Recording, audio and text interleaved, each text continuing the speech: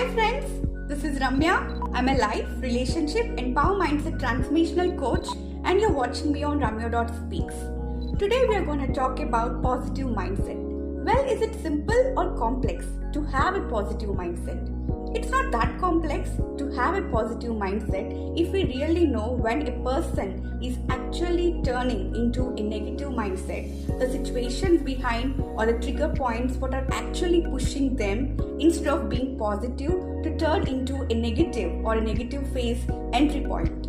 So if we know that, we can always train and tame our mind to act positive, much happier and more peaceful way of living.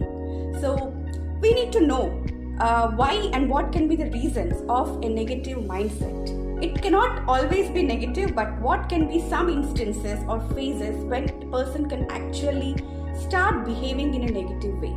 It can be when things are not going in the expected way what they wanted. That can be one phase. And the second one is you wished something but it didn't go in that way. That can be another one. And the third one is you're not happy with the people or situations or things happening to you or surrounding you. In these three phases, a person actually, irrespective of being a positive mindset, will fall into a negative way or the vicious loop of thinking in a negative way. So it's all their mental map which is framed across years. It can be from their childhood, it can be sometime in their past, based on their perceptions, beliefs, sometimes choices which they consciously or unconsciously might have made, and sometimes even the impressions what they have captured in their mind, either from their self-understanding or from people surrounding them. These all instances usually form your mind map. In other terms, it's your mental map. So whenever a situation happens and if it doesn't go in the way what you expected, based on the paths and crossways what your mental map has already decided for you, you eventually turn into a negative phase, not actually getting the essence of the positivity of the situation. So what it takes to achieve a positive mindset? So updating your mental map is really required.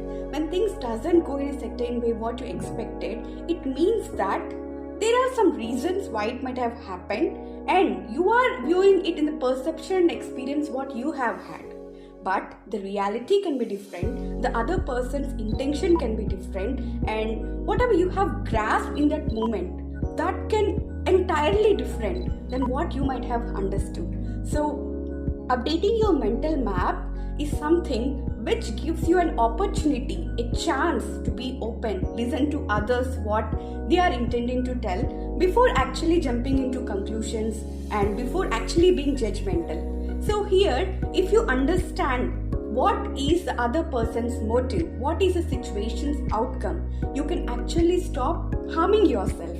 Because ultimately, if you are not having a positive mindset and if you are not able to extract positivity from a darker phase or a negative phase of your life, it hurts you the most, right? So it's like you have to always try to update your mental map instead of generalization, instead of what you already have in your perceptions and in your beliefs. If you are open to change, listen before you actually react. So here, responding is more important than reacting.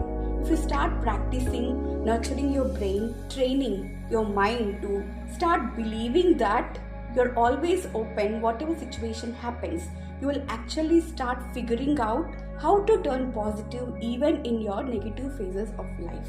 It actually takes a lot of practice, and please give a thought on this, because a positive mind is a happy mind which ultimately leads to a much happier, peaceful and contented life. See you all in my next video, and until then, good luck.